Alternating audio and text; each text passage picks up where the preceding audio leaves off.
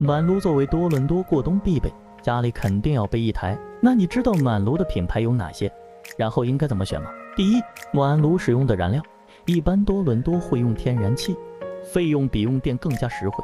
第二，暖炉运行功率，新款的暖炉运行效率更高，省更多能源费。第三，能源补贴，符合政府环保要求的暖炉可以申请补贴。第四，价格和质量，暖炉是一分钱一分货，越贵的暖炉通常质量越好，使用寿命也就越长。在所有的品牌之中，多伦多卖的很好的品牌非 Lennox 莫属。Lennox 的暖炉以高效节能著称，风扇多档变速可以根据室温调节温度，而且有很多产品在不同价位，适合各种需求的人选择。而且 Lennox 的口碑相当不错，很多购买过的客户都对暖炉的品质和功效赞不绝口。